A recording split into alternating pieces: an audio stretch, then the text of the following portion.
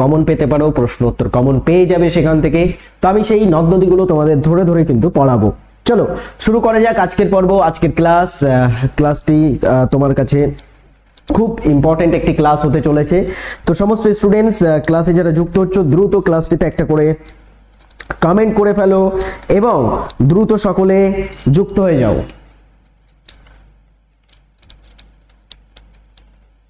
Motiur Rahman sir, আপনার class miss করেছি সব সময়। কেন মিস করবে তুমি? স্যার গল্পের ছলে পড়াবেন? তো একদমই গল্পের ছলেই পড়াবো, খুব সুন্দর লাগবে, খুব ভালো লাগবে আজকের ক্লাসটি। চলো প্রথমে আমরা একটু গল্প করি, গল্প যখন বলেছো তাহলে একটা গল্প করি। দেখো জল আমরা ছোট থেকে পড়ে আসছি না, জল জীবন। জল কি? জল হচ্ছে জীবন। এখন এই জল বিভিন্ন ভাবে কিন্তু আমরা পেতে পারি, জলের বিভিন্ন উৎস আছে।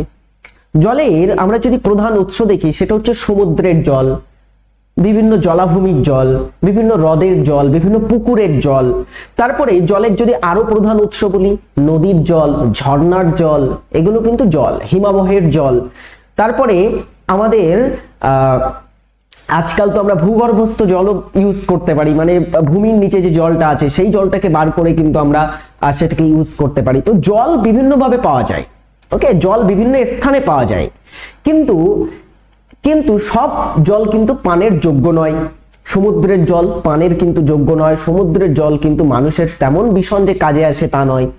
কাজে আসে কোন জলটা? যে জলটা পানের যোগ্য স্বাদু জল, সেই জলটা মানুষের কাজে আসে। তো আজ থেকে অনেক বছর আগে, আজ থেকে হাজার হাজার বছর আগে, আজ থেকে তোমার মনে করো 4-5 হাজার কি 6-7 হাজার বছর আগে, তোমার তখন যে সমস্ত মানুষেরা ছিল সেই মানুষেরা বিভিন্ন জায়গাতে সিভিলাইজেশন করা শুরু করে, একত্রিত হওয়া শুরু করে। ঠিক আছে, মানুষ আগে ছড়িয়ে ছিটিয়ে এক স্থান অন্য স্থানে বাস করতো, আমরা পড়েছি মানুষ আগে গুহায় বাস করতো প্রথমে, তারপরে মানুষ তোমার হচ্ছে ফলমূল খেয়ে বেঁচে থাকতো, তারপরে শিকার করতো, তারপরে ধীরে ধীরে মানুষ চাষাবাদ করা শুরু করে, চাষাবাদের পরে মানুষ ধীরে ধীরে কিন্তু সিভিলাইজড হওয়া শুরু করে, মানে এক জায়গায় সবাই মিলে বসবাস করা শুরু করে। তো এই যে মানুষ ধীরে ধীরে সভ্যতার দিকে এগিয়েছে, এই সভ্যতার অগ্রগতিতে জল কিন্তু খুব গুরুত্বপূর্ণ একটা ভূমিকা রেখেছে, তাই না? জল কিন্তু খুব গুরুত্বপূর্ণ একটা ভূমিকা রেখেছে। তো সেখানে একটা খুব গুরুত্বপূর্ণ বিষয় মনে রাখবে, প্রাচীন ভারতে যত তোমার হচ্ছে ওই সিভিলাইজেশন বা মানুষের বিভিন্ন সভ্যতা গড়ে তুলেছিল মানুষ, সব বিভিন্ন নদীর তীরে, কোনো না কোনো নদীর তীরে কোনো না কোনো সভ্যতা গড়ে তুলেছিল প্রাচীন যুগের মানুষেরা। দেখো তুমি যদি, আমি তোমাদের যদি বলি, সিন্ধু নদীর তীরে একটা সভ্যতা গড়ে উঠেছিল যেটাকে বলা হয়ে থাকে হরপ্পা সভ্যতা বা সিন্ধু সভ্যতা। ঠিক আছে, দেখো তোমরা হিস্ট্রি ক্লাসে এগুলো নিশ্চয়ই পড়েছো যে প্রধান সভ্যতা যেগুলো ছিল প্রাচীন পৃথিবীতে, সেই প্রাচীন সভ্যতাগুলো কোনো না কোনো নদীর তীরে সব গড়ে উঠেছিল। যেমন সিন্ধু নদীর তীরে গড়ে উঠেছিল হরপ্পা সভ্যতা বা সিন্ধু সভ্যতা। সিন্ধু সভ্যতা বা হরপ্পা বলে একটি সভ্যতা। তো হরপ্পা সভ্যতা বা সিন্ধু সভ্যতা কোন নদীর তীরে গড়ে ওঠে? সিন্ধু নদীর তীরে গড়ে ওঠে। তেমনি আমি তোমাদের যদি বলি তোমার রোমান সভ্যতা কোন নদীর তীরে গড়ে উঠেছিল? রোমান সভ্যতাও কিন্তু একটা নদীর তীরে গড়ে উঠেছিল, টাইবার বলে একটা নদীর তীরে গড়ে উঠেছিল, টাইবার নদী। ঠিক আছে, টাইবার নদীর তীরে রোমান সভ্যতা, উল্টো লেখা হয়ে গেছে এখানে, উল্টো লেখা হয়ে গেছে। টাইবার বলে নদীর তীরে, টাইবার বলে একটা নদীর তীরে গড়ে উঠেছিল রোমান সভ্যতা। তারপরে ইয়াংসিকিয়াং নদীর তীরে,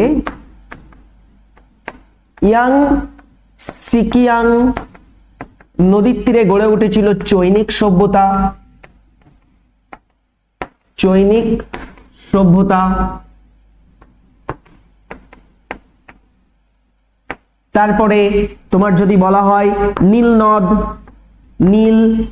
নদ, তার তীরে গড়ে উঠেছিল মিশরীয় সভ্যতা।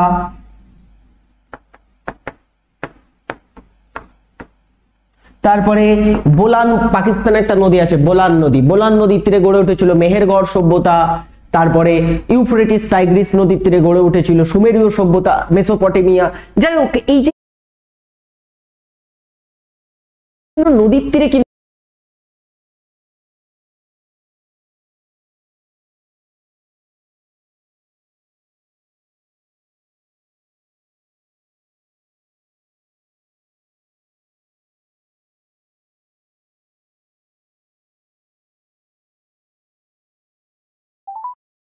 বোলান নদীর তীরে গড়ে উঠেছিল মেহেরগড় সভ্যতা, তারপরে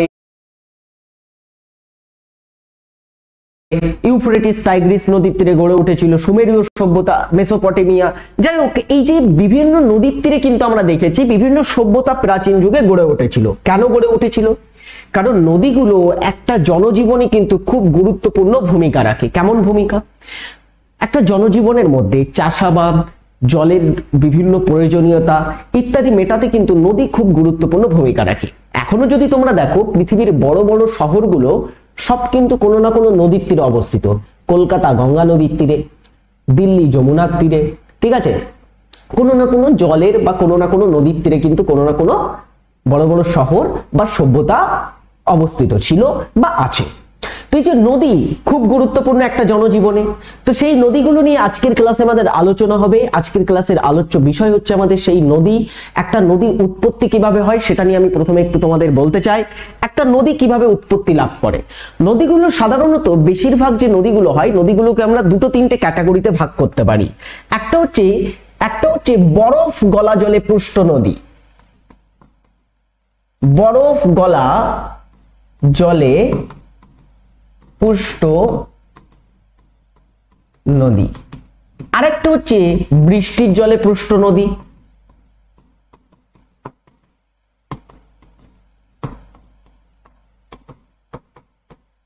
ঠিক আছে, তো দেখো নদী কিন্তু বিভিন্ন প্রকৃতির হয়। নদীগুলোর উৎপত্তি কিভাবে হয়?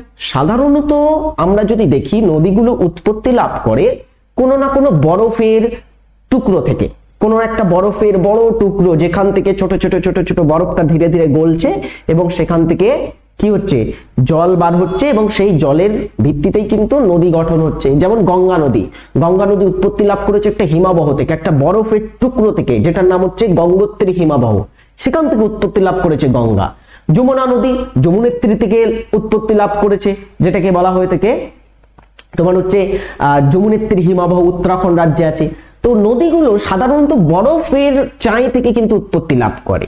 আবার কিছু কিছু নদী আছে যেগুলো সাধারণত বৃষ্টির জলে পুষ্ট, অর্থাৎ বৃষ্টির জল কোথাও জমা হয়ে সেই স্থান থেকে একটা নদী উৎপত্তি লাভ করলে সেটাকে বৃষ্টির জলে পুষ্ট নদী বলা হয়। যেমন উদাহরণ স্যার, যেমন আমি তোমাদের যদি বলি দামোদর নদী, আমাদের ভারতের একটা নদী, আমাদের ওয়েস্ট বেঙ্গলের উপর দিয়ে একটা নদী প্রবাহিত হয়েছে, দামোদর নদী, অজয় নদী। এই যে নদীগুলো আছে মালভূমি অঞ্চলের যে নদীগুলো, শুষ্ক অঞ্চলে যে নদীগুলো উৎপত্তি লাভ করে, এই নদীগুলো সব বেশিরভাগ বৃষ্টির জলে পুষ্ট হয়ে থাকে। সারা বছর এতে খুব বেশি জল থাকে না, তবে যখন বর্ষাকাল আসে এই নদীগুলো থই থই করে, একদমই জল কিন্তু খুব বেশি থাকে এই নদীগুলোতে, বুঝেছো? তো নদীগুলো এই প্রকৃতির হয়। আবার কিছু নদী আছে জোয়ারের জলে পুষ্ট। মোহনা অঞ্চলে তুমি যদি যাও, সুন্দরবন অঞ্চল, আমাদের যে সুন্দরবন অঞ্চল আছে সেই সুন্দরবন অঞ্চলে বিভিন্ন নদী আছে, ইছামতি, বিদ্যাধরী, মাতলা, এই যে নদীগুলো আছে এই নদীগুলো কিন্তু সব আবার জোয়ারের জলে পুষ্ট। জোয়ারের জল নদীতে প্রবেশ করে আর নদীগুলো তখন ফুলে ফেপে ওঠে, আবার জোয়ারের জল নেমে গেলে নদীগুলো কিন্তু কি হয়, তার জল কমে যায়। তো এই নদীগুলো কিন্তু আবার জোয়ারের জলে পুষ্ট। তো নদী বিভিন্ন প্রকৃতির হতে পারে। এখন আমাদের ভারতে প্রধানত কয়েকটা নদী সম্পর্কে আমরা আজ আলোচনা করব। চারটে প্রধান নদী আমাদের ভারতে আমরা আলোচনা করব। তার ভিতরে তিনটে নদী দক্ষিণ ভারত, এই উত্তর ভারতের, আর তিনটে নদী দক্ষিণ ভারতের। টোটাল 6টা নদী নিয়ে আলোচনা হবে আজকের ক্লাসে। চলো, তো আজকের ক্লাসে আমরা সেই নদীগুলো নিয়ে আলোচনা করব। প্রথমে একটা জিনিস বলে রাখি, নদী যেগুলো হয়ে থাকে নদীগুলো খুব ইম্পর্টেন্ট। প্রথমে যে নদীটা নিয়ে আলোচনা করব সেই নদীটার নাম হচ্ছে কি, সেই নদীটার নাম হচ্ছে গঙ্গা নদী। গঙ্গা নদীতে আসার আগে একটা জিনিস বলি, ভারতের বিভিন্ন নদীগুলোকে প্রধানত দুটি ভাগে ভাগ করি আমরা, উত্তর ভারতের নদী আর দক্ষিণ ভারতের নদী। এটা হচ্ছে আমাদের ভারতের ম্যাপ। এই ভারতের ম্যাপের আমি এখানে একটা দাগ দিয়েছি, দেখতে পাচ্ছ দাগ দিয়েছি। এই দাগের মনে করো এই দাগের উত্তরের যে নদীগুলো আছে এগুলো সব উত্তর ভারতের নদী, আর দক্ষিণের যে নদীগুলো আছে সব দক্ষিণ ভারতের নদী। একটা ম্যাপের সবসময় উপরের দিকটা কি হয়, উত্তর হয়। দেখবে এরকম ম্যাপের একটা কোণায় এরকম নর্থ বলে উপরের দিকে একটা তীর চিহ্ন দেওয়া থাকে। কেন দেওয়া থাকে? বিকজ অফ উপরের দিকটা হচ্ছে নর্থ বা উত্তর নির্দেশ করে। তো উপরের নদীগুলো উত্তরের নদী, দক্ষিণের নদীগুলো দক্ষিণ ভারতের নদী। এই হচ্ছে আমাদের ভারতের নদীর ডিফারেন্স। ওকে, উত্তরের নদী, দক্ষিণ ভারতের নদী, দুটো ভাগে আমরা কিন্তু ভারতের নদীগুলোকে ভাগ করছি, বুঝলে? আচ্ছা, খুব ইম্পর্টেন্ট। এখন আমাদের যে উত্তর ভারতে অনেক নদী আছে, তার ভিতরে তিনটে রিভার সিস্টেম খুব গুরুত্বপূর্ণ। তিনটে রিভার সিস্টেম, সিন্ধু নদী, গঙ্গা নদী আর ব্রহ্মপুত্র নদী। সিন্ধু একদমই পশ্চিম দিকে অবস্থিত, তারপরে ভারতের মাঝখানে আছে গঙ্গা, তারপরে হচ্ছে ব্রহ্মপুত্র উত্তর পূর্ব ভারতের উপর দিয়ে প্রবাহিত হয়। তো ভারতে টোটাল উত্তর ভারতের নদী বলতে গেলে এই তিনটে রিভার সিস্টেমের উপরেই কিন্তু উত্তর ভারতের নদ নদীগুলো বন্টিত হয়েছে। উত্তর ভারতের নদীগুলোর ভিতরে এই যে গঙ্গা নদী দেখতে পাচ্ছ, গঙ্গা রিভার সিস্টেম বা গঙ্গা নদীর অববাহিকাটা সব থেকে বড়। অববাহিকা কি? অববাহিকা হচ্ছে কোন নদী এবং তার যে উপনদীগুলো আছে। উপনদী আবার কি? উপনদী হচ্ছে কোন একটা, মনে করো এরকম একটা মূল নদীর সাথে ছোট ছোট যদি কোনো ধারা এসে মেশে এবং সেই নদীতে মিশে যায়, সেটাকে উপনদী বলা হয়। এই ছোট ছোট নদীগুলোকে উপনদী বলা হয় সাধারণত। তো উপনদী এবং তার ওই যে অঞ্চল, সেটাকেও নদী অববাহিকা বলা হয়। ওকে, নদী অববাহিকা বলা হয়। তো গঙ্গা নদী বা তার অববাহিকা আমাদের ভারতের সব থেকে বড় নদী অববাহিকা। গঙ্গাকে আমাদের ভারতের সব থেকে বড় নদী বলা হয়। ভারতের সব থেকে দীর্ঘতম নদী হচ্ছে গঙ্গা, এবং এই গঙ্গা রিভারটা হচ্ছে কি আমাদের ভারতের সব থেকে বড় বা বৃহৎ নদী অববাহিকার নাম। মাথায় ঢুকেছে? অববাহিকার নাম, বুঝেছো? সব থেকে বড় নদী নয়, সব থেকে বড় নদী অববাহিকার নাম হচ্ছে গঙ্গা। কোথায় পাবো আমি এই গঙ্গা নদী অববাহিকাটা? এটা পাবো আমরা আমাদের ভারতের উত্তরপ্রদেশ, উত্তরাখণ্ড, তারপরে হচ্ছে মধ্যপ্রদেশ, ঝাড়খণ্ড, বিহার, পশ্চিমবঙ্গ, এই যে উত্তরের রাজ্যগুলো আছে, এই রাজ্যগুলোতে কিন্তু আমরা এই গঙ্গা নদীকে দেখতে পাবো। গঙ্গা নদীর সাথে অসংখ্য নদী আছে, সেই নদীগুলো নিয়ে ডিটেলসে আলোচনা হবে আমাদের সাথে। চলো প্রথমে একটু গঙ্গার রিভার সিস্টেমটা একটু ভালো করে বুঝি। একজন বলছিল স্যার একটু জুম করে দেখান, জুম করে দেখাবো, অবশ্যই দেখাবো। এটা হচ্ছে গঙ্গা রিভার সিস্টেম। প্রথমে আমি একটা ছবি আঁকি। এই যে আমি একটা বিন্দু দিলাম, এই বিন্দু, এই স্থানটা হচ্ছে উত্তরাখণ্ড রাজ্য। উত্তরাখণ্ডের এই স্থানে আছে গোমুখ গুহা। গোমুখ গুহাটা কি? গোমুখ গুহা হচ্ছে একটা বরফের গুহার নাম। এই গোমুখ গুহাটা আমাদের ভারতের উত্তরাখণ্ড রাজ্যে অবস্থিত আছে। উত্তরাখণ্ড রাজ্যে অবস্থিত আছে। এখন উত্তরাখণ্ড রাজ্যে অবস্থিত এই গোমুখ গুহা থেকে অ্যাকচুয়ালি উৎপত্তি লাভ করেছে আমাদের গঙ্গা নদী। গঙ্গা নদী, গঙ্গা নদীটা প্রথমে, এই নদীটার নাম ছিল কি জানো? এই নদীটার নাম ছিল ভাগীরথী। এই যে দাগটা টানলাম, এই দাগ পর্যন্ত গঙ্গা নদীর নাম ছিল ভাগীরথী। তো উৎসস্থলে বা উৎপত্তি স্থলে গঙ্গা কি নামে পরিচিত ছিল? গঙ্গা প্রথমে কিন্তু পরিচিত ছিল ভাগীরথী নামে। এটাকে প্রথমে ভাগীরথী নাম দেওয়া হয়, বুঝেছো? তারপরে এই গঙ্গা নদীর সাথে একটা নদী এসে মিশলো, যেটার নাম হচ্ছে অলকনন্দা। অলকনন্দা আর গঙ্গা, যেটাকে বলা হচ্ছে ভাগীরথী প্রথমে, সেই অলকনন্দার ভাগীরথীর মিলন স্থলটাকে বলা হয়ে থাকে কি জানো? এই স্থানটাকে বলা হয় দেবপ্রয়াগ। অনেক হিন্দু রিলিজিয়াস বা হিন্দু ধর্মের মানুষেরা এখানে কিন্তু পুণ্য যাত্রা করে থাকে দেবপ্রয়াগে। দেবপ্রয়াগটা কি জানো? দেবপ্রয়াগটা হচ্ছে গঙ্গার প্রথম যে উৎসস্থল, সেটার নাম ভাগীরথী। তো সেই ভাগীরথী, এই ভাগীরথীটা যখন অলকনন্দা বলে একটা উপনদীর সাথে মিলিত হচ্ছে, এই স্থানটাকে বলা হচ্ছে দেবপ্রয়াগ। এই দেবপ্রয়াগের পর থেকে এর নাম হয়েছে কি জানো? এর নাম হয়েছে গঙ্গা। দেবপ্রয়াগের পর থেকে এই নদীটার নাম হয়েছে কি? এই নদীটার এখান থেকে নাম হয়েছে কিন্তু গঙ্গা নদী।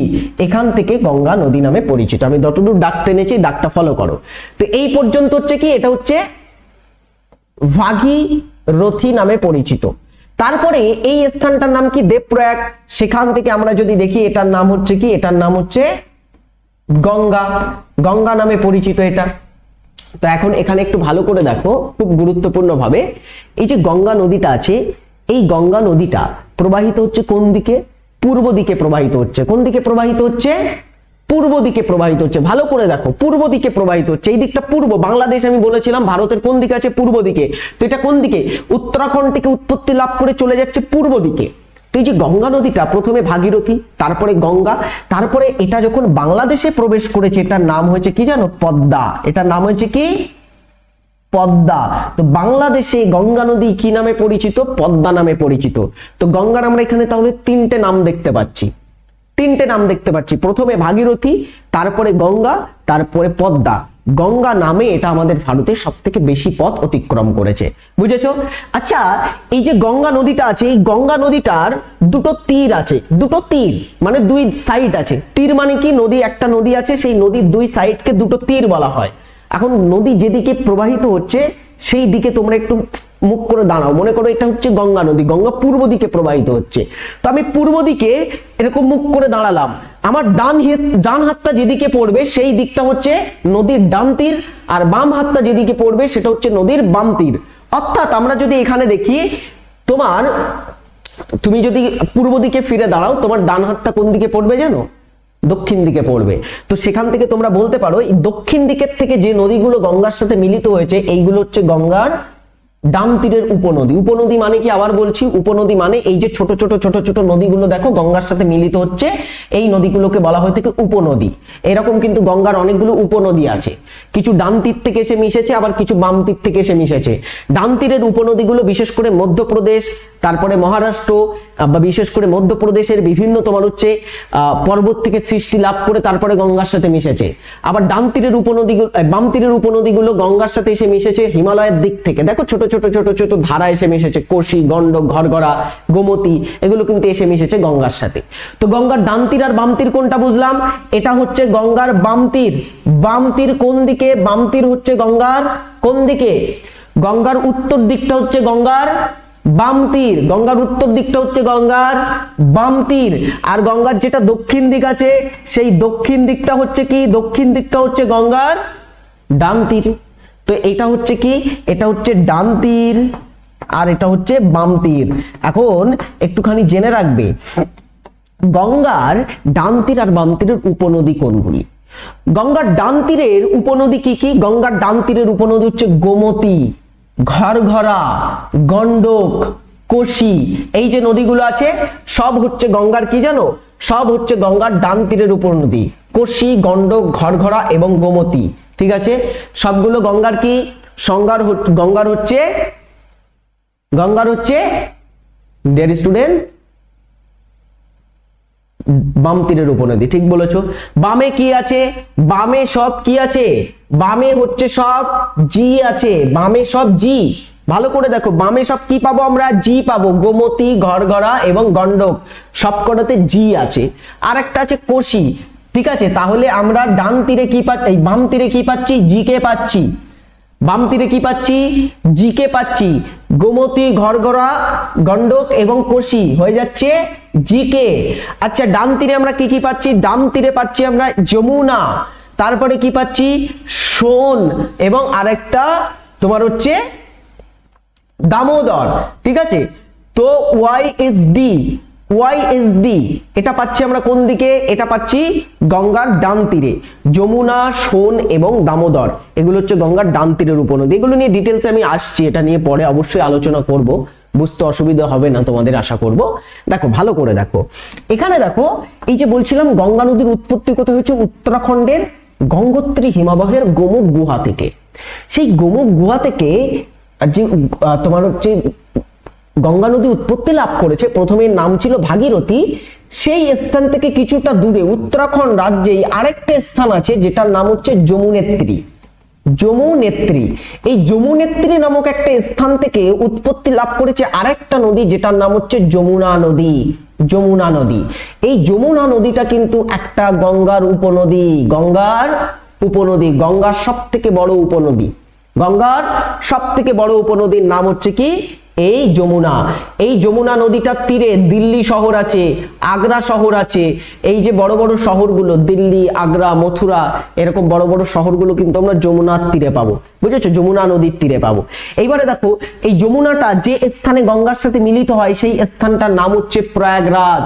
উত্তরপ্রদেশের প্রয়াগরাজ এটা মিলিত হয়েছে। এই স্থানে ত্রিবেণী সঙ্গম আমরা দেখতে পাই, ঠিক আছে? তিনটে নদীর সঙ্গম, তোমার যেটাকে বলা হয়ে থাকে যমুনা, গঙ্গা এবং আরেকটা নদী আছে সরস্বতী নদী। এই নদীগুলো তোমার হচ্ছে এক জায়গায় মিলিত হয়। হ্যাঁ, তো এখানে একটা জিনিস মনে রাখবে, এই স্থানটার আগে নাম ছিল কি জানো? এলাহাবাদ। বর্তমানে এটার নাম হয়ে গেছে প্রয়াগরাজ। এইখানে কুম্ভ মেলা হয়ে থাকে। রিসেন্টলি কুম্ভ মেলা হয়েছে 2025 সালে। কুম্ভ মেলা কোথায় হয়েছে? এই গঙ্গা যমুনা যেখানে মিলিত হয় সেই স্থানে হয়েছে, প্রয়াগরাজে হয়েছে। প্রয়াগরাজ কোথায়? উত্তরপ্রদেশে অবস্থিত আছে। এটার আগের নাম ছিল এলাহাবাদ, বুঝেছো? এছাড়া আরেকটা নদীর নাম হচ্ছে সোন নদী, এটাও গঙ্গার সাথে মিলিত হয়েছে। আরেকটা নদীর নাম হচ্ছে দামোদর নদী, এটাও গঙ্গার সাথে মিলিত হয়েছে। এগুলো হচ্ছে গঙ্গার সব ডান তীরের উপনদী। দক্ষিণ দিক থেকে যেগুলো এসে মিলিত হয়েছে গঙ্গার সাথে সবকটাই কিন্তু ডান তীরের উপনদী, বুঝেছো? চলো এবার একটু গঙ্গা সম্পর্কে ডিটেলসে লিখি। বলা হচ্ছে গঙ্গার উৎপত্তি হিমালয়ের গঙ্গোত্রী হিমবাহ থেকে। তো গঙ্গার উৎপত্তি কোথায়? হিমালয়ের গঙ্গোত্রী হিমবাহ থেকে। একটু গঙ্গোত্রী হিমবাহের অবস্থান জেনে রাখো। গঙ্গোত্রী হিমবাহটা কোথায় আছে? গঙ্গোত্রী হিমবাহর অবস্থান হচ্ছে ডিয়ার স্টুডেন্টস কোথায়? গঙ্গোত্রী হিমবাহটা উত্তরাখণ্ড রাজ্যে অবস্থিত আছে। উত্তরাখণ্ড রাজ্যে অবস্থিত হচ্ছে গঙ্গোত্রী হিমবাহটা, সেখান থেকে উৎপত্তি লাভ করছে এই নদীটা। বলা হচ্ছে হিমবাহ থেকে যে নদীটা বের হয়ে যায় তার নাম হচ্ছে ভাগীরথী। প্রথমে গঙ্গোত্রী হিমবাহ থেকে যে নদীটা বার হয়েছে তার নাম কি? তার নাম হচ্ছে কি? ভাগীরথী। পরে অলকনন্দা নদীর সাথে মিশে এই নদীর নাম হয়েছে গঙ্গা। পরে অলকনন্দার সাথে যখন এটা মিশেছে তখন এর নাম হয়েছে কি? গঙ্গা। গঙ্গা উত্তর ভারত জুড়ে পশ্চিম থেকে পূর্ব দিকে প্রবাহিত হয়েছে। তাহলে গঙ্গা কোন দিকে প্রবাহিত হয়েছে? পূর্ব দিকে প্রবাহিত হয়েছে। এটি প্রায় 2525 কিলোমিটার দীর্ঘ একটি নদী। এটি ভারত বাংলাদেশে প্রবাহিত একটি আন্তর্জাতিক নদী। কি বলা হচ্ছে? এটা দৈর্ঘ্য কতটা? 2525 কিলোমিটার প্রায় দীর্ঘ একটা নদী হচ্ছে গঙ্গা। এই গঙ্গা নদীটা ভারত এবং বাংলাদেশ উভয় দেশে প্রবাহিত হয়। তো একটা জিনিস এখানে তাহলে পয়েন্ট করে লিখে ফেলো, এটা একটা কি ধরনের নদী? আন্তর্জাতিক নদী। মানে এটা কিন্তু একটা দেশে প্রবাহিত হয়নি, দুটো দেশে প্রবাহিত হয়েছে। দেখো এবারে এই গঙ্গা নদীটা তো সবকিছু পড়লাম স্যার, গঙ্গা নদীটা কোথায় পতিত হয়েছে? মোহনা কোথায়? মোহনা বলতে আমরা কি বুঝি? কোন নদী যখন কোন সাগরের সাথে যে স্থানে মেশে সেই স্থানটাকে বলা হয়ে থাকে মোহনা। তো যে স্থানে গঙ্গা তোমার হচ্ছে মিশেছে সেই স্থানটাকে আমরা মোহনা বলছি। তো গঙ্গার মোহনা কোথায় আছে? গঙ্গার মোহনা হচ্ছে বঙ্গোপসাগর। বঙ্গোপসাগর। এখন ভালো করে একটা জিনিস জেনে রাখো, আমাদের ভারতের যতগুলো পূর্ব বাহিনী নদী, এই যে কটা নদীর ভিতরে এরকম দেখবে পূর্ব দিকে প্রবাহিত নদী বলা হবে, সবকটা নদী বঙ্গোপসাগরে পতিত হয়েছে। সেটা তোমার গঙ্গা হতে পারে, সেটা ব্রহ্মপুত্র হতে পারে, সেটা তোমার অন্যান্য বিভিন্ন নদী হতে পারে, যেগুলো পূর্ব দিকে প্রবাহিত হয়েছে সব কিন্তু বে অফ বেঙ্গল বা বঙ্গোপসাগরে পতিত হয়েছে। একটুখানি ম্যাপ দেখাই আমি, এখানে একটা ম্যাপ দেখাই। এই দেখো এই ম্যাপটার দিকে ফোকাস করো। যত নদী পূর্ব দিকে গেছে, এই দিকটা পূর্ব দিক, মহানদী গেছে পূর্ব দিকে, তারপরে গোদাবরী গেছে পূর্ব দিকে, কৃষ্ণা গেছে পূর্ব দিকে, কাবেরী গেছে পূর্ব দিকে, গঙ্গা গেছে পূর্ব দিকে, ব্রহ্মপুত্র গেছে পূর্ব দিকে, সব পড়েছে কোথায়? বঙ্গোপসাগরে পতিত হয়েছে। সবকটা বঙ্গোপসাগরে পতিত হয়েছে। মাথায় ঢুকেছে? বুঝলে? আচ্ছা এবারে চলো বেরিয়ে আসি, আমরা আগেরটাতে ফেরত আসবো। দেখো এই যে গঙ্গা নদী, এই গঙ্গা নদী তাহলে মোহনা কোথায় বলবো? বঙ্গোপসাগরে। এখন এই গঙ্গা নদীটার আরেকটা আমি নাম বললাম, বাংলাদেশে গঙ্গার নাম কি? বাংলাদেশে গঙ্গার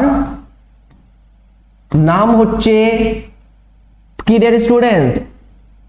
পদ্মা। খুব ইম্পর্টেন্ট, এটা জেনে রাখবে। আচ্ছা এই গঙ্গা নদী যে আমাদের ভারতে প্রবাহিত হয়েছে, এই গঙ্গার প্রথম নাম কি? প্রথম নাম হচ্ছে ভাগীরথী। এই ভাগীরথীর উপরে একটা বাঁধ সৃষ্টি হয়েছে, জানো? ভাগীরথীর উপরে কি সৃষ্টি হয়েছে? ভাগীরথীর উপর বাঁধ সৃষ্টি হয়েছে।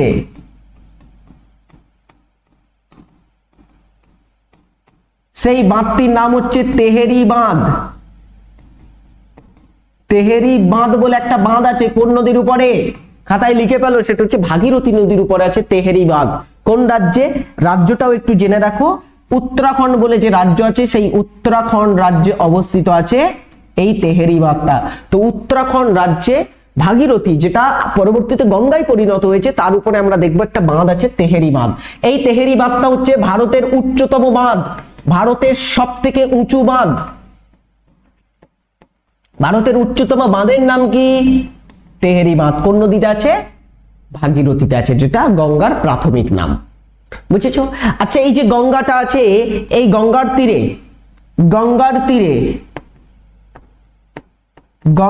তীরে শহরগুলি হলো, মানে গঙ্গার তীরে কিছু শহর আছে, গঙ্গা নদীর তীরে অনেকগুলো শহর অবস্থিত আছে, ইনক্লুডিং আমরা যদি বলি কলকাতা শহর। স্যার কলকাতা তো আমরা জানি যে এটা হুগলি নদীর তীরে আছে। হ্যাঁ, হুগলি নদীটা হচ্ছে গঙ্গার একটা শাখা নদী, ওটা আমি একটু পরে আলোচনা করছি তোমাদের সাথে, অবশ্যই আলোচনায় আসবো। আরো কিছু শহরের নাম জেনে রাখো, যেমন প্রয়াগরাজ। প্রয়াগরাজ, তারপরে কি আছে কানপুর, ওকে, বারাণসী,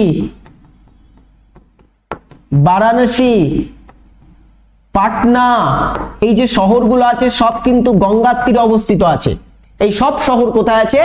গঙ্গার তীরে অবস্থিত আছে। হরিদ্বার, ঠিক বলেছো, হরিদ্বার বলে এই যে শহরগুলো সব আমরা কোথায় দেখতে পাবো? গঙ্গা নদীর তীরে দেখতে পাবো। ভেরি ইম্পর্টেন্ট, কিন্তু এগুলো থেকে আমাদের পরীক্ষায় খুব গুরুত্বপূর্ণ কিছু প্রশ্ন আসতে পারে, যে কানপুর কোথায়, প্রয়াগরাজ কোথায়, বারাণসী কোথায়, পাটনা কোথায়, কোনটি কোন নদীর তীরে অবস্থিত আছে, ইম্পর্টেন্ট প্রশ্ন থাকতে পারে এটার উপর থেকে। বুঝেছো? খুব ইম্পর্টেন্ট প্রশ্ন হতে পারে, তো এগুলো খাতায় একটু টুকে রাখবে। এবারে দেখো আরেকটা জিনিস তোমাদের বলি, এই যে গঙ্গা যমুনা যে স্থানে মিলিত হচ্ছে সেই স্থানটার নাম কি?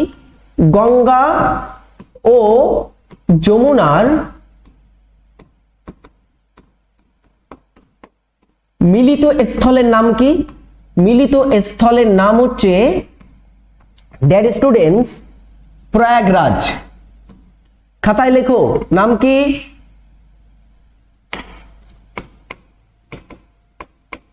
প্রয়াগরাজ। এই প্রয়াগরাজের আগের নাম ছিল কি? পূর্ব নাম হচ্ছে এলাহাবাদ। এটা উত্তরপ্রদেশে অবস্থিত আছে, ভারতের উত্তরপ্রদেশ রাজ্যে অবস্থিত এই এলাহাবাদটা। ঢুকলো মাথায়? চলো আরেকটা জিনিস বলি, এই যে গঙ্গা নদীটা আছে, এই গঙ্গার উপনদী সম্পর্কে একটু জেনে রাখো। গঙ্গার কিছু উপনদী আছে, তার ভিতরে প্রধান উপনদী কোনটি? দীর্ঘতম উপনদী যমুনা। খাতায় লিখে ফেলো সবকিছু। গঙ্গার দীর্ঘতম উপনদী যমুনা। যমুনা সম্পর্কে গুরুত্বপূর্ণ তথ্য। আচ্ছা যমুনা নিয়ে পরে বলবো, তার আগে আর কিছু বলি, দাঁড়াও, তারপরে আরো কিছু বলি, দাঁড়াও এক মিনিট। এরপরে গঙ্গার ডান তীরের উপনদীর নাম কি? গঙ্গার যদি ডান তীরের কিছু উপনদীর কথা বলা হয় তোমরা লিখতে পারো, ফার্স্ট হচ্ছে কি? যমুনা একটা গঙ্গার ডান তীরের উপনদী, দামোদর একটা গঙ্গার ডান তীরের উপনদী, এবং আরেকটি হচ্ছে সোন বলে একটা নদী আছে। সোন যমুনা ডাকছে তোকে, সোন যমুনা ডাকছে তোকে, দামোদর থেকে ডাকছে যমুনা, সোন। এই নদীগুলো কিসের সাথে যুক্ত? এগুলো নদীগুলো সব হচ্ছে গঙ্গার ডান তীরের উপনদী। নেক্সট চলো পরেরটা দেখি, বাম তীরের উপনদী কি কি? বাম তীরের উপনদী, গঙ্গার বাম তীরের উপনদী বললে কি কি আছে? গঙ্গার বাম তীরের উপনদীর মধ্যে আছে ডিয়ার স্টুডেন্টস কোন কোন নদী? গন্ডক, ঘরঘরা, গোমতী, গোমতী, এবং আরেকটা হচ্ছে কোশি। বুঝেছো? কোশি। এই যে কোশি নদীকে দেখছো, কোশি হচ্ছে কোশি নদী। কোশি নদীকে বলা হয় বিহারের দুঃখ। বিহারের দুঃখ কাকে বলা হয়? কোন নদীকে? সেটা হচ্ছে কোশিকে। কেন বলা হয়? কারণ কোশি নদীতে বন্যা দেখা যায়। কোশি নদীতে বন্যা দেখা যায়, এই কারণে কোশি নদীকে আমরা বলে থাকি কি? বিহারের দুঃখ বলে থাকি। এছাড়া আরেকটা নদী হচ্ছে দামোদর। দামোদরটা গঙ্গার ডান তীরের উপনদী। দামোদর হচ্ছে বাংলার দুঃখ। বাংলার দুঃখ নামে পরিচিত কোন নদী? দামোদর নদী। বাংলার দুঃখ বলা হয়। দুটোই কিন্তু গঙ্গার উপনদী, একটা বাম তীরের একটা ডান তীরের। কোশি হচ্ছে গঙ্গার বাম তীরের, এটাকে আমরা বিহারের দুঃখ বলছি। দামোদরকে বলছি বাংলার দুঃখ বা সরো অফ বেঙ্গল। খুব ইম্পর্টেন্ট দুটো জিনিস, একটু খাতায় নোট ডাউন করে নেবে। চলো এইবারে দেখো, গঙ্গার একটা ডান তীরের উপনদী হচ্ছে কি? যমুনা। যমুনা সম্পর্কে কিছু তথ্য দেখো। আচ্ছা এখান থেকে একটা স্লাইড নিই আমি তোমাদের জন্য, একটা স্লাইড নিই, দুটো নিই। যমুনা সম্পর্কে কিছু তথ্য দেখো। যমুনা নদী, কি বললাম? যমুনা নদী কিসের উপনদী? যমুনা নদীটা হচ্ছে ডিয়ার স্টুডেন্টস গঙ্গার ডান তীরের একটা উপনদী। সেই যমুনা নদী, এই যমুনা নদীর উৎস কোথায়? একটু লিখে ফেলো। উৎস হচ্ছে উত্তরাখণ্ডের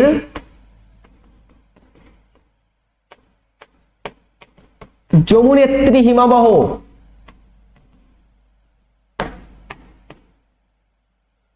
যমুনেত্রী হিমবাহ থেকে এটা উৎস লাভ করেছে। আচ্ছা, যমুনা থেকে আর কিছু কি পড়তে হবে? হ্যাঁ, যমুনার তীরবর্তী শহরগুলো কি কি? যমুনার তীরে অবস্থিত শহর যেগুলি হলো সেগুলি হলো প্রথমে দিল্লি শহর। দিল্লি কোন নদীর তীরে আছে? ইম্পর্টেন্ট, দিল্লি অবস্থিত আছে যমুনার তীরে। আর কি আছে? আগ্রা শহর। দিল্লি এবং আগ্রা বলে শহরগুলো আমরা পাবো কোথায়? এগুলো কিন্তু যমুনা নদীর তীরে অবস্থিত কিছু শহরের মধ্যে পড়ে। খুব ইম্পর্টেন্ট, বুঝলে? খুব গুরুত্বপূর্ণ এগুলি। চলো, যমুনা থেকে এই কয়েকটা জিনিস আমরা জেনে রেখে দেবো, খুব গুরুত্বপূর্ণ প্রশ্ন হতে পারে। এইবারে আমি ম্যাপটাতে আরেকবার ফেরত আসবো, ম্যাপটাতে আরেকবার আমি একটুখানি ফেরত আসবো।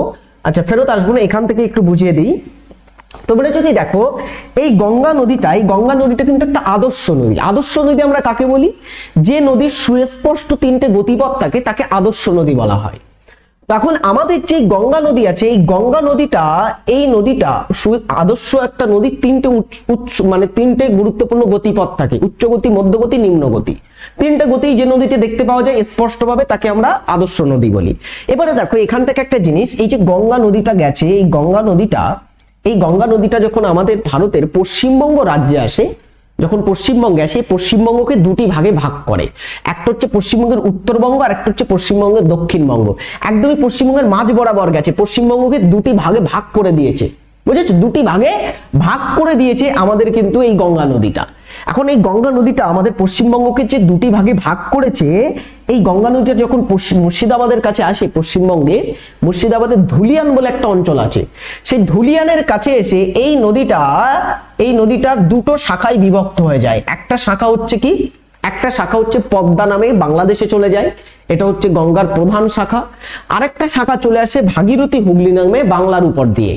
এই ভাগীরথী হুগলি নদীর তীরে আমাদের কলকাতা শহর অবস্থিত আছে, বুঝেছো? প্রথমে এই নদীটা ভাগীরথী নামে পরিচিত, পরে হুগলি নদী নামে পরিচিত। এই ভাগীরথী হুগলি নদীর তীরেই কি আছে? আমাদের কলকাতা শহর আছে, কলকাতা বন্দর আছে, সব কিন্তু ভাগীরথী হুগলি নদীর তীরে আছে। এখন এই যে মুর্শিদাবাদের ধুলিয়ান, এর কাছে একটা বাঁধ আছে যেটার নাম হচ্ছে ফারাক্কা বাঁধ বা ফারাক্কা ব্যারেজ, যেটা দিয়ে নদীর কিন্তু জল কন্ট্রোল করা হয়ে থাকে, বুঝেছো? নদীর জল, যে নদীতে জলের উচ্চতা যখন বাড়ানো দরকার মনে হয়, তখন কিন্তু এই ফারাক্কা ব্যারেজটা কাজ করে থাকে বা কাজ করানো হয় ফারাক্কা ব্যারেজের দ্বারা। ফারাক্কা ব্যারেজ নির্মাণ কেন করা হয়েছিল? এর পিছনে একটা কারণ বলি। দেখো, আমাদের এই যে গঙ্গা নদী আছে, গঙ্গা যেটা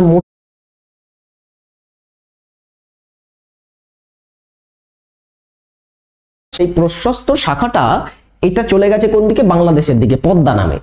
এখন এই পদ্মা নদীতে বেশিরভাগ জল চলে যাচ্ছে। এখন কোন একটা নদীর স্রোত যে দিকটা বেশি প্রশস্ত হবে সেই দিকেই বেশি যাবে জল, হ্যাঁ কি না? যে নদী যত চওড়া হবে তার জল বহন ক্ষমতা তত বেশি হবে। তো পদ্মা নদীটা যেহেতু ভাগীরথী হুগলির থেকে চওড়া, এই কারণে বেশিরভাগ নদীর জলটা কিন্তু চলে যায় কোন দিকে? সেটা কিন্তু পদ্মাতে চলে যেত।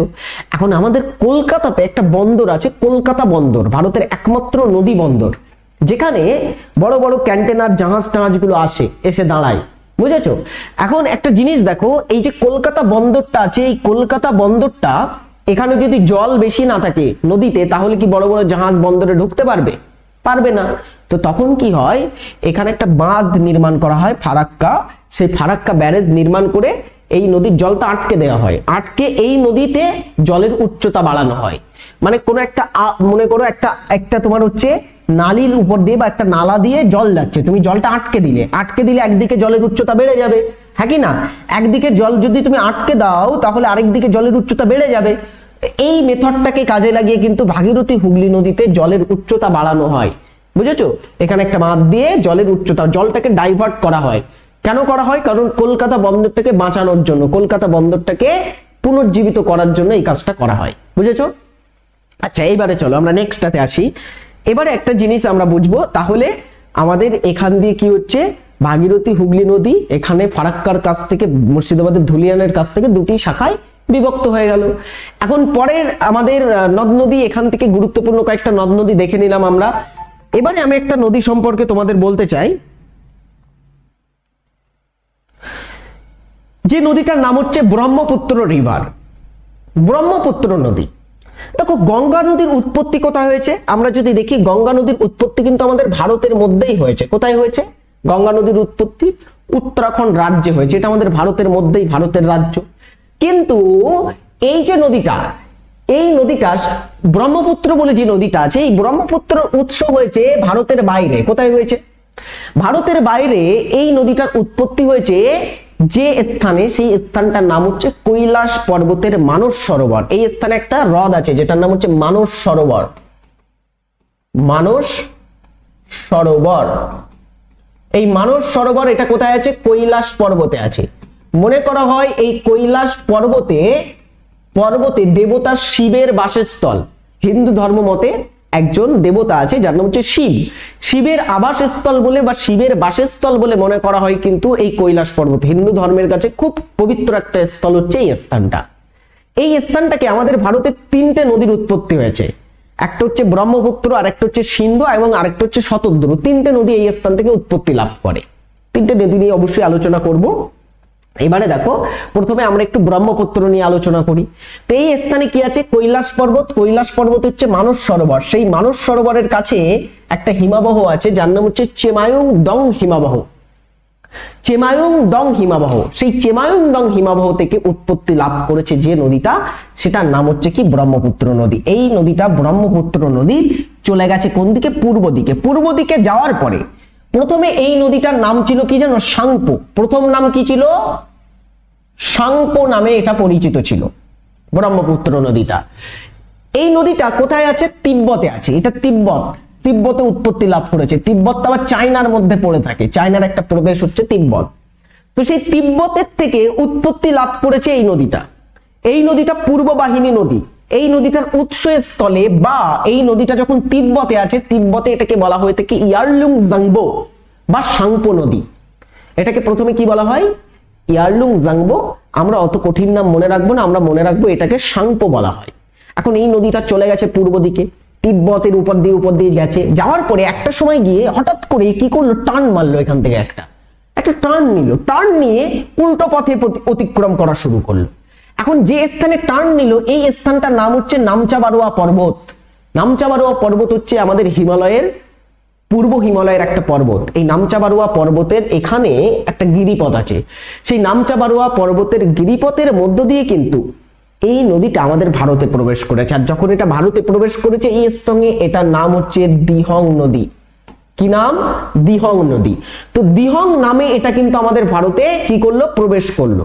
দিহং নামে প্রবেশ করার পরে কিছুটা পথ অতিক্রম করলো, করে একটা উপনদীর সাথে এই নদীটা মিলিত হলো, যে উপনদীটার নাম হচ্ছে লোহিত নদী। কি নদী? লোহিত নদীর সাথে এটা মিলিত হলো। তো লোহিত নদীটা হচ্ছে দিহং এর একটা উপনদী বা ব্রহ্মপুত্রের একটা উপনদী। এখন এটা যখন লোহিতের সাথে মিলিত হচ্ছে, তখন এই নদীটার নাম হয়ে গেছে ব্রহ্মপুত্র নদী। তো ব্রহ্মপুত্র এক এক স্থানে এক এক নামে পরিচিত। তিব্বতের নাম কি? সাংপো। ভারতে প্রবেশ করছে দিহং নামে।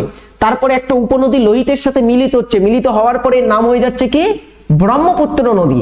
তারপরে এটা ভারতের আসাম রাজ্যের মধ্য দিয়ে প্রবাহিত হয়ে চলে গেছে বাংলাদেশে। বাংলাদেশের নাম হচ্ছে আবার কি? যমুনা। বাংলাদেশের নাম কি? যমুনা। যমুনা নামে এটা পরিচিত। চলো এবারে ব্রহ্মপুত্র থেকে কিছু গুরুত্বপূর্ণ তথ্য লিখে ফেলি। ব্রহ্মপুত্র এই নদীটার দৈর্ঘ্য প্রথমে একটুখানি জেনে রাখো। এই নদীটার দৈর্ঘ্য হচ্ছে 2900 কিলোমিটার। 2900 কিলোমিটার এটার দৈর্ঘ্য। এই নদীটার উৎপত্তি কোথায়? এর উৎস হয়েছে কৈলাস পর্বতে অবস্থিত, কৈলাস পর্বতের মানস সরোবরের কাছে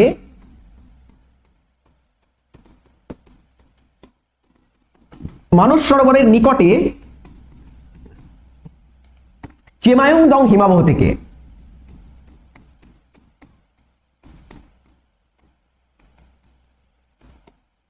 কি বললাম দেখো ভালো করে। এই নদীর উৎপত্তি তাহলে কোথায় হয়েছে? চেমায়ুং দং হিমাবহ থেকে হয়েছে, মানস সরোবর থেকে নয়। কিন্তু অনেকে মানস সরোবর উত্তর করবে, মানস সরোবর থেকে উৎপত্তি হয়নি। মানস সরোবরটা একটা খুব ফেমাস জায়গা। এই কারণে বলা হয়ে থাকে মানস সরোবরের নিকটে, যাতে চিনতে সুবিধা হয় এটা কোথায় আছে, বোঝাতে যাতে সুবিধা হয়, বুঝেছো, বোঝাতে যাতে সুবিধা হয়। তো এই যে মানস সরোবর, এই পুরো বিষয়টা কৈলাস পর্বত, মানস সরোবর, চিমায়ংদং হিমাবহ পুরোটাই আছে কোথায়, তিব্বতে। এখন তিব্বতটা কোথায়, তিব্বতটা হচ্ছে আবার চীন দেশের মধ্যে, অনেক কমপ্লিকেটেড জিনিস, ভালো করে বোঝো কি বলা হচ্ছে, দেখো ভালো করে বোঝো। বলা হচ্ছে কৈলাস পর্বত, কৈলাস পর্বতটা কোথায়, তিব্বতে। সেই কৈলাস পর্বতে অবস্থিত আছে একটা সরোবর বা একটা হ্রদ, সেই হ্রদটার নাম হচ্ছে মানস সরোবর। সেই মানস সরোবরের কাছে অবস্থিত একটা চিমায়ংদং হিমাবহ থেকে একটা উৎপত্তি লাভ করেছে। মানস সরোবর থেকে উৎপত্তি লাভ করেনি, কিন্তু মানস সরোবরের কাছে অবস্থিত, নিকটে অবস্থিত, নিকটে চিমায়ংদং হিমাবহ থেকে এটা উৎপত্তি লাভ করেছে। বুঝলে, মাথায় ঢুকেছে? হ্যাঁ, এবারে দেখো খুব ইম্পর্টেন্ট একটা জিনিস তোমাকে আমি এখান থেকে বলি, সব খাতায় নোট করবে এই জিনিসগুলো, প্রিন্ট করতে হবে না, প্রিন্ট করে পয়সা নষ্ট করো না, যেটা বলছি সেটা খাতায় নোট ডাউন করবে। এই যে নদীটা আছে, এই নদীটা এটা হচ্ছে ভারতের, আচ্ছা এটা বলার আগে আরেকটা জিনিস বলি। আচ্ছা একটা প্রশ্ন হয়তো তোমার মাথায় আসবে, আমাদের যে গঙ্গা নদীটা আছে, গঙ্গা নদীটার দৈর্ঘ্য হচ্ছে 2525 কিলোমিটার, কিন্তু ব্রহ্মপুত্রের দৈর্ঘ্য হচ্ছে 2900 কিলোমিটার। এই দুটোর মধ্যে ব্রহ্মপুত্রের দৈর্ঘ্য খুব বেশি, ব্রহ্মপুত্রের দৈর্ঘ্য খুব বেশি, তাই না? তাহলে ব্রহ্মপুত্র কেন ভারতের দীর্ঘতম নদী নয়, গঙ্গাকে কেন বলা হচ্ছে ভারতের দীর্ঘতম নদী? এই একটা প্রশ্ন অনেকের মাথায় থাকবে। দেখো গঙ্গা ভারতের দীর্ঘতম নদী কেন বলা হয়, গঙ্গাকে কেন ভারতের দীর্ঘতম নদী বলা হয়? ব্রহ্মপুত্রের তো দৈর্ঘ্য বেশি, 2900 কিলোমিটার ব্রহ্মপুত্রের দৈর্ঘ্য। এখানে বেসিক বাচ্চাদের একটা লজিক কাজে লাগাও। ব্রহ্মপুত্র বলে যে এই রিভারটা আছে, এই রিভারটা 3টে দেশের উপর দিয়ে প্রবাহিত হয়েছে, 3টি দেশে প্রবাহিত একটা নদী। এই নদীটা কয়টি দেশে প্রবাহিত হয়েছে? 3টি দেশে। কোন কোন দেশে? প্রথমে চীন থেকে উৎপত্তি লাভ করেছে, তারপরে ভারতে প্রবেশ করেছে, তারপরে প্রবেশ করেছে বাংলাদেশের মধ্যে। 3টে দেশে এটা প্রবাহিত হয়েছে। এই 3টে দেশে প্রবাহের পথে ভারতে মাত্র 916 কিমি পথ অতিক্রম করেছে। ভারতে কতটা? 916 কিমি পথ মাত্র অতিক্রম করেছে এই ব্রহ্মপুত্র নদীটা। তো ব্রহ্মপুত্র নদী ভারতে কিন্তু 2900 কিলোমিটার নেই, ভারতে মাত্র 916 কিলোমিটার। তো এই কারণে আমরা কিন্তু গঙ্গাকে বলবো ভারতের দীর্ঘতম নদী, ব্রহ্মপুত্রকে বলবো না, কারণ ব্রহ্মপুত্র মাত্র 916 কিলোমিটার মতো ভারতে প্রবাহিত হয়েছে। বুঝেছো? আচ্ছা এই নদীটা সম্পর্কে একটা জিনিস, এই নদীটার উৎসস্থলে নাম কি? আচ্ছা এই নদীটা থেকে আরেকটা জিনিস বলি, এই নদীটা কিন্তু ভারতের প্রশস্ততম নদী নামে পরিচিত, ভারতের সবথেকে বৃহত্তম নদী নামে পরিচিত। বৃহত্তম আর দীর্ঘতমের মধ্যে পার্থক্য আছে। কি পার্থক্য? বৃহত্তম মানে হচ্ছে যে নদীর জলবহন ক্ষমতা বেশি। তোমরা নিশ্চয়ই পড়েছো ছোটবেলাতে, নদীর জলবহন ক্ষমতা আমরা পরিমাপ করে থাকি একটা এককের মাধ্যমে, যেটাকে বলা হয় কিউসেক একক। কিউসেক বা কিউমেক বলে একটা একক আছে, যেটার মাধ্যমে নদী কতটা পরিমাণে জল বহন করছে সেটা আমরা পরিমাপ করতে পারি। তো যে নদীর জলবহন যত বেশি হবে, সেই নদী তত বৃহত্তম নদী নামে পরিচিত পাবে। আর দীর্ঘতম নদী মানে কতটা পথ গেছে সেটা, আর বৃহত্তম মানে যত বেশি জল বহন করবে সে তত বেশি বৃহত্তম নদী, যত প্রশস্ত হবে তত বেশি জল বহন করবে। তো এখানে জেনে রাখো, ব্রহ্মপুত্র ভারতের বৃহত্তম নদী, মানে সবথেকে বড় নদী, ঠিক আছে? এর জলবহন ক্ষমতা সর্বাধিক, সবচেয়ে বেশি জল বহন করে থাকে এই নদীটা। বুঝলে? আচ্ছা ব্রহ্মপুত্র খুব গুরুত্বপূর্ণ। এরপরে চলো ব্রহ্মপুত্র থেকে আর কি জানতে হবে। ব্রহ্মপুত্র নদীর উৎসস্থলে নাম কি? ব্রহ্মপুত্র নদীর উৎসস্থলে নাম কি?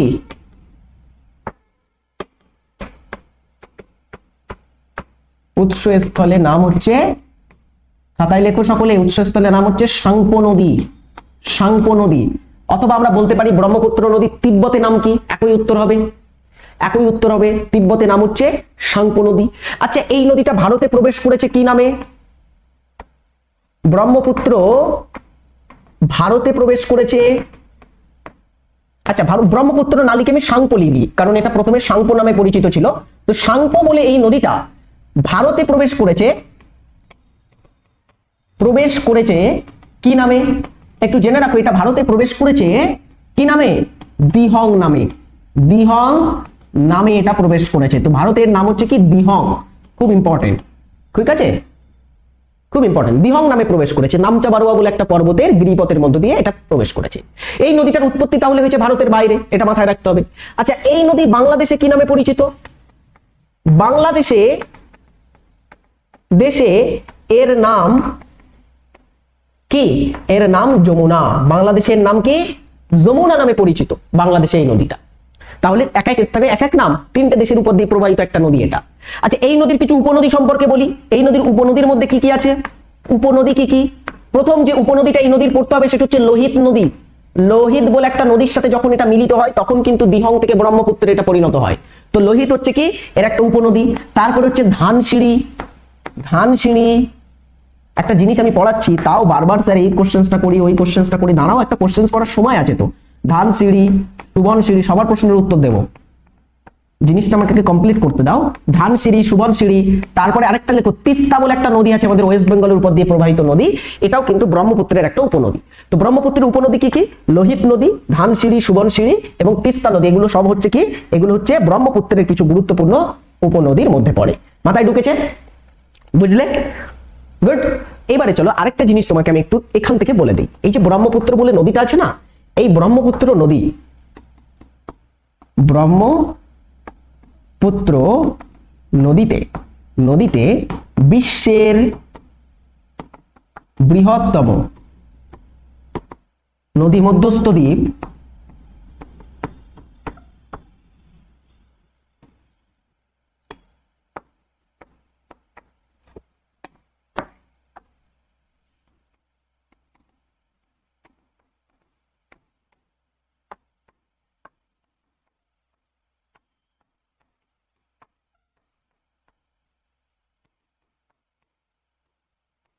চলো একটা পয়েন্ট বললাম, বলা হচ্ছে বিশ্বের সব থেকে বড় নদী মধ্যস্থ দ্বীপ মাজুলি দ্বীপ, এটা এই নদীতে অবস্থিত। এটা বুঝলাম না, নদী মধ্যস্থ দ্বীপ মানে কি? মনে করো একটা নদী, সেই নদীটা তার উচ্চ গতিতে খুব বেশি ক্ষয় কার্য করে। নদী তার বিভিন্ন গতিতে বিভিন্ন কিন্তু কার্য করে। নদী তার উচ্চ গতিতে কি করে? ক্ষয় কার্য করে থাকে। তারপর নদী তার মধ্য গতিতে কি করে? বহন কার্য করে থাকে। এবং নদী তার নিম্ন গতিতে সঞ্চয় কার্য করে। এখন নদী যখন ক্ষয় করবে, খরস্রোত হবে, নদী যখন পাহাড়ি অঞ্চল দিয়ে প্রবাহিত হবে তখন সে নুড়ি, বালি, পাথর ইত্যাদি ক্ষয় করবে, করে বহন করতে করতে করতে করতে একটা সময় সেই নদী ওই যে নুড়ি, বালি, পাথর সেগুলো ছিল সেগুলোকে কিন্তু বালিতে রূপান্তর করে ফেলবে, মানে সূক্ষ্ম সূক্ষ্ম কণায় রূপান্তর করে ফেলবে। আর ওই নদীর বালি জমে জমে জমে জমে জমে জমে যখন একটা চর তৈরি করবে, চর মানে হচ্ছে কি? চর মানে হচ্ছে নদীর দ্বীপ। ঠিক আছে, চর মানে কি? নদীর তীরে যখন বালি জমা হয় সেটাকে নদীর চর বলা হয়। তো যখন ওই চরটা নদীর মাঝখানে জমা হবে সেটাকে নদী মধ্যস্থ দ্বীপ বলা হবে। নদীর মাঝখানে এরকম মনে করো একটা নদী আছে, সেই নদীটার মাঝখানে এরকম একটা চর তৈরি হলো নদীর মাঝখানে, সেই চরটাকে বলা হবে কি? সেটাকে বলা হবে নদী মধ্যস্থ দ্বীপ। এমন একটা নদী মধ্যস্থ দ্বীপের নাম হচ্ছে কি? মাজুলি। এটা হচ্ছে বিশ্বের সব থেকে বড় নদী মধ্যস্থ দ্বীপ। কোথায় আছে? আসাম রাজ্যে আছে। আসাম রাজ্যে আছে। বুঝলে? মাথায় ঢুকেছে? চলো, খুব ইম্পর্টেন্ট এই কয়েকটা জিনিস ব্রহ্মপুত্র সম্পর্কে জেনে রাখবে। এইবারে একটা জিনিস তোমাদের ম্যাপটাতে আবার একবার আমি ফেরত নিয়ে যাব। এইবারে ম্যাপটাতে আমি আবার একবার ফেরত নিয়ে যাচ্ছি। এই যে নদীটা আমি একটু আগে বলছিলাম, একদিক থেকে আমাদের যাচ্ছে গঙ্গা নদী, আরেক দিক থেকে আসছে ব্রহ্মপুত্র নদী। গঙ্গা নদীটা বাংলাদেশের কি নামে পরিচিত? পদ্মা। আর ব্রহ্মপুত্রটা বাংলাদেশে পরিচিত হচ্ছে যমুনা নামে। গঙ্গাটা বাংলাদেশে কি? পদ্মা। আর ব্রহ্মপুত্রটা বাংলাদেশে যমুনা। এই দুটো নদী একটা সময়ে গিয়ে বাংলাদেশে গিয়ে এক জায়গায় মিলিত হয়। বুঝতে পারছো? ভারতীয় উপমহাদেশের উপর দিয়ে প্রবাহিত দুটি বড় বড় নদী, সব থেকে দীর্ঘদৈর্ঘ্য নদী, সেই নদীগুলো একটা জায়গায় গিয়ে মিলিত হয়। এই মিলিত স্থানের নাম হচ্ছে কি জানো? মেঘনা। এই যে মিলিত প্রবাহটা আছে এটাকে মেঘনা নদী বলা হয়ে থাকে। তো গঙ্গার যমুনার মিলিত গঙ্গা এবং ব্রহ্মপুত্রের মিলিত প্রবাহের নাম কি? সেটা হচ্ছে মেঘনা। তো এখানে লিখতে পেলো, তাহলে কি লিখতে হবে আমাদের? এখানে একটা নতুন তথ্য লিখতে হবে।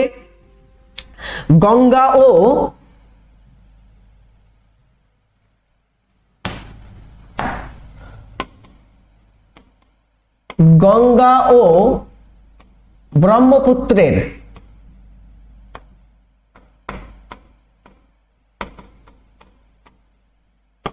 মিলিত প্রবাহের নাম কি? মিলিত প্রবাহের নাম মেঘনা। বুঝলাম না স্যার, আবার বলছি। ভারতের দিক থেকে একটা নদী যাচ্ছে, গঙ্গা নদী, যেটা বাংলাদেশে হয়েছে কি? পদ্মা। প্রথমে এটার নাম ছিল গঙ্গা, বাংলাদেশে গিয়ে হয়েছে পদ্মা। আবার অন্য দিক থেকে আরেকটা নদী আসছে যেটার নাম হচ্ছে ব্রহ্মপুত্র। এই ব্রহ্মপুত্রটা বাংলাদেশে গিয়ে হয়েছে যমুনা। এখন এই যমুনা এবং ডিয়ার স্টুডেন্টস যেটা পদ্মা, এই দুটো নদী একটা সময় গিয়ে কি হয়? একত্রিত হয়, একসাথে মিশে যায়।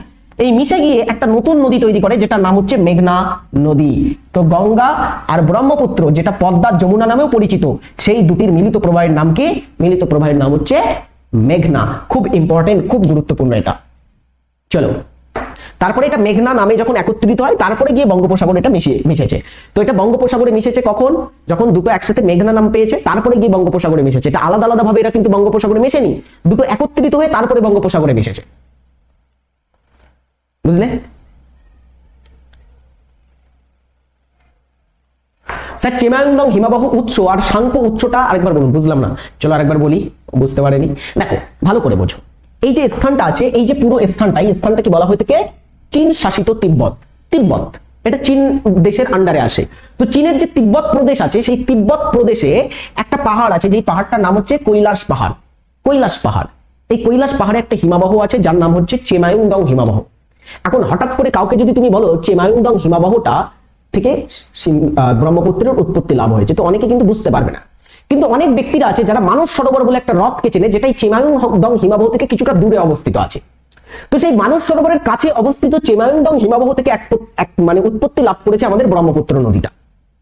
তো ব্রহ্মপুত্র উৎপত্তি আসলে কোথা থেকে হয়েছে? চেমায়ুংদং হিমাবহ থেকে। এখন এটা যখন উৎপত্তি লাভ করে, এটা তখন তিব্বত উৎপত্তি লাভ করেছে। তো এটা তিব্বতের উপর দিয়ে এরকম চলে গেছে পূর্ব দিকে প্রবাহিত হয়েছে। আর এই তিব্বতে যখন এই নদীটা থাকে, তিব্বতের নাম হচ্ছে সাংপো। তিব্বতীরা কিন্তু এটাকে ব্রহ্মপুত্র বলে না, তিব্বতের নাম কি? সাংপো, বা এটাকে ইয়ারলুং জাংবো বলা হয়ে থাকে। তো সাংপো নামে এটা পরিচিত তিব্বতে। পরবর্তীতে যখন ভারতে প্রবেশ করে, এটার প্রথমে নাম হচ্ছে দিহং, পরবর্তীতে এটা একটা উপনদীর সাথে মিলিত হয়, লোহিত বলে একটা উপনদীর সাথে, তারপরে এটার নাম হচ্ছে ব্রহ্মপুত্র। তারপরে যখন এটা বাংলাদেশে চলে যায়, নাম হয়ে যায় কি? নাম হয়ে যায় কি স্টুডেন্ট? যমুনা। খুব সুন্দর। গঙ্গার মিলনস্থলগুলো বলুন। দরকার নেই, তোমাদের লাগবে না ওগুলো লাগবে না তোমাদের। প্রয়াগগুলো লাগবে না, দেব প্রয়াগ, কর্ণ প্রয়াগ, বিষ্ণু প্রয়াগ, ওইগুলোর কথা বলছো তো, দরকার নেই তোমাদের। তুমি দেব প্রয়াগটার প্রয়াগরাজ দুটো জেনে রেখে দাও। প্রয়াগরাজটাই জেনে রাখুন। আমি বলছি 100% প্রশ্ন আসলে ওটা থেকে আসবে, প্রয়াগরাজ থেকে প্রশ্ন আসবে। চলো, তো গঙ্গার ব্রহ্মপুত্র থেকে আর কোথাও কারো বুঝতে অসুবিধা? কোথাও সমস্যা?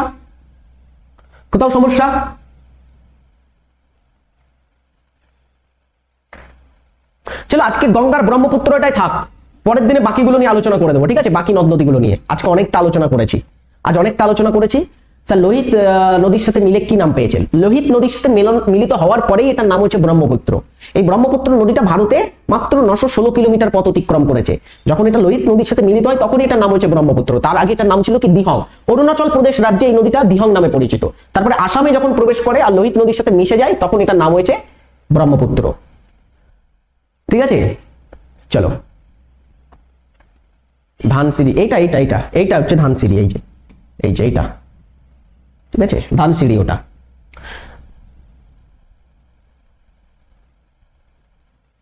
স্যার রুটিন অনুযায়ী ক্লাস করলে ভালো হয়। রুটিন মানে 9:15 খালি নেই গো, স্টুডিও খালি থাকলে তো আমি করে দিতাম 9:15। স্যার দুটো যমুনা আলাদা, তো একদমই দুটো যমুনা আলাদা, দুটো যমুনা সম্পূর্ণ আলাদা। এই যমুনা আর এই যমুনা আলাদা, ঠিক আছে? দুটোর বানানও আলাদা। এই যমুনার বানান দেখো, ইয়ামুনা, YAMUNA, ঠিক আছে? YAMUNA, ঠিক আছে? এটাকে হিন্দিতে আমরা বলবো কি? ইয়ামুনা বলবো, ঠিক আছে? এটার উচ্চারণ কিন্তু আলাদা হচ্ছে YAMUNA। যমুনা, এই যমুনাটা আলাদা। আর এই যমুনার বানান দেখো, এই যমুনার স্পেলিং হচ্ছে জে দিয়ে শুরু হচ্ছে, যমুনা, JAMUNA, যমুনা। আর এই যমুনা দুটোর কিন্তু স্পেলিং আলাদা, দুটো নদী আলাদা।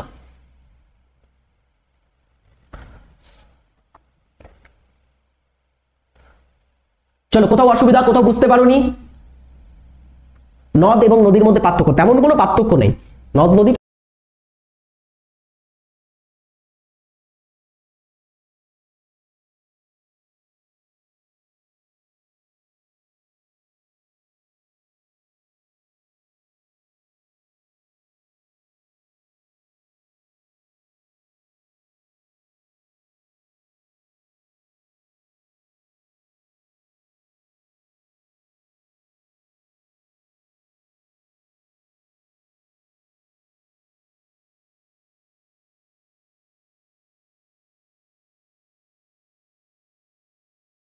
নদ নদীটাও কথাটা আমরা একসাথে বলি, একটু ছোট বড় আছে নদ নদী, ও ছাড়া আর কোনো সমস্যা নেই। নদ নদীর পার্থক্য, তোমার কি পার্থক্য বলবো নদ এবং নদীর মধ্যে?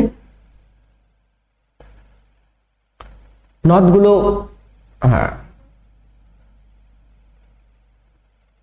নদগুলো একটু বড় বড় হয় একদমই। হ্যাঁ, নদগুলো অনেক বড় বড় হয়, যেমন নীল নদ, ব্রহ্মপুত্র নদ, হ্যাঁ, ইয়াংসি কিয়াং নদ, এগুলোকে অনেক বড় বড় নদীগুলোকে নদ বলা হয়ে থাকে, আর নদীগুলো একটু একটু ছোট হয়। স্যার নদীর জল নোনা হয় কেন? নদীর জল, সব নদীর জল তো নোনা হয় না, সব নদীর জল নোনা হয় না। যেগুলো তোমার হচ্ছে কি বলা হয়, যেগুলো সাধারণত তোমার সরোবর মানে কি? সরোবর মানে হচ্ছে হ্রদ বা লেক বা বড় আকারের পুকুরকে আমরা বলি সরোবর। যমুনার তীরে অবস্থিত শহরগুলি বলে দিন। যমুনার তীরে অবস্থিত শহর হচ্ছে দুটো মনে রাখবে, দিল্লি আগ্রা, দুটোই মনে রাখবে, আর মনে রাখতে হবে না তো, দুটো দিল্লি আগ্রা। আর দুটো শহরই কিন্তু আমাদের ভারতে সুলতানি যুগ আর মুঘল যুগে স্থাপিত হয়েছিল, দুটো শহরই।